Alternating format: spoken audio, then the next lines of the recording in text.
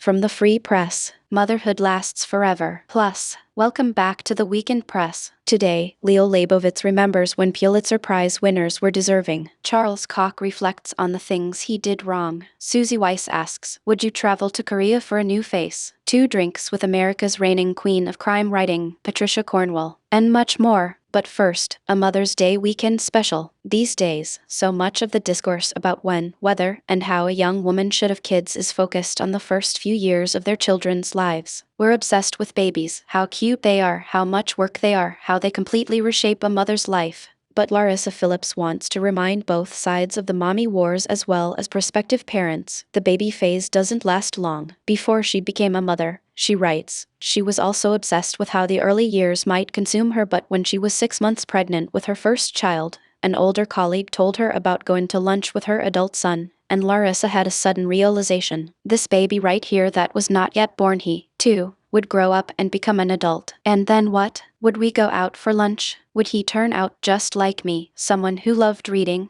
Would we be close? Now, she has 2 grown kids, and her essay today is an ode to them, to the experience of watching them shed the skins of childhood and become a daughter she can ask for advice and go traveling with, and a son who likes to talk philosophy with her and, yes, go out for lunch. Have kids, writes Larissa, not because they are so cute and hilarious when they are babies, which they are, but because of what comes after the baby years. The thing is, you never, ever stop loving your child even if they're not with you anymore. On the eve of Mother's Day, we're glad to share the words of a woman for whom the day will be bittersweet. Danielle Crittenden's daughter Miranda died suddenly in her sleep, at age 32, just over 2 years ago. I understand the impulse. But when she and her husband thought about how they wanted to honor Miranda, they concluded that her memorial should be what she'd been, a living thing. They wanted to plant a garden, but there was a catch. The Orthodox cemetery where they'd buried her body within 3 days of her death, per Jewish custom, wouldn't let them. Some grieving parents find purpose in organizing memorial causes for their late children, marathons, charities, scholarships, writes Danielle today. And so they made an unusual decision. They'd exhume her body and find another home for it. Painful as the situation was, I imagined Miranda finding it all absurdly funny, writes Danielle in her account of this strange time, recreating her daughter's voice. What were you thinking? Burying me off a highway among these Orthodox Jews? Would you travel to Korea for a new face? That's what Ben Cadwallader did. It was the worst pain I've ever had in my life, Ben told Suzy Weiss this week, of a procedure that apparently involved 150 needles, is illegal in America, and cost almost $5,000.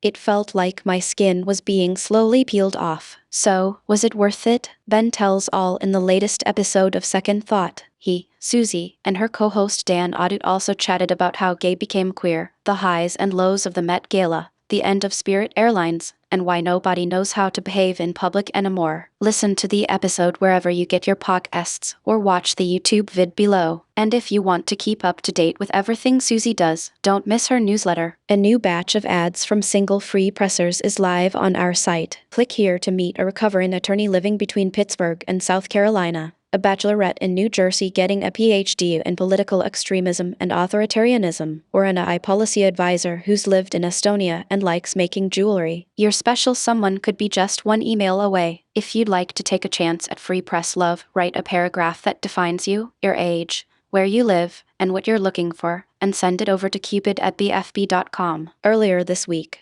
Suzy Weiss sat down with the MAGA girlfriend of Google co-founder Sergey Brin, and Kat Rosenfield wrote about the bestseller designed for the millennial feminists who hate tradwives. Catch up with their excellent essays and more. How should you spend your weekend? For a Gen Z scoop, we asked our producer and host Rafaela Seward for her recommendations. Watch this very short documentary about New York City rats. Yes, rats. From rat czar Halloween costumes to the rise of Rat Daddy on TikTok, it's clear we can't look away from the Big Apple's unofficial mascot. In 14 minutes, this doc takes you into the world of rat enthusiasts, rat hunters, rat walking tours, and rat obsessives. It's a treat. NSFW. Thanks to the stop-motion animated bug sex. Listen to some of the best audio storytelling. Nick Dolly Parton's America, about the Queen of Country. The New York Times' The Jungle Prince, about the peculiar royal family of Oud in New Delhi. And BBC's I'm Not a Monster, about an AIM, Rick and Mom, and a UK teen who joined ISIS. Then watch a zany, silly, and bizarre short film about bug romance as in Grasshoppers and Other Critters Navigating Love and Life. Behold, Bug Diner by Phoebe Jane Hart. These are some oldies from the past few years, but they really capture the art of audio storytelling. Eat Syrian/Korean fusion. If you're in NYC, head to Sicko, which is owned by two brothers-in-law, one Syrian, the other, you guessed it, Korean. Delicious, affordable, and highly unique. I recommend the lebandu, beef shawarma hadaak, and bulgogi kimbap. Last but not least, feast your eyes on what our art director Clara Grusk says was the best outfit from Monday's Met Gala. Chase Infiniti wearing Tom Brown. That's all, folks. Have a great weekend.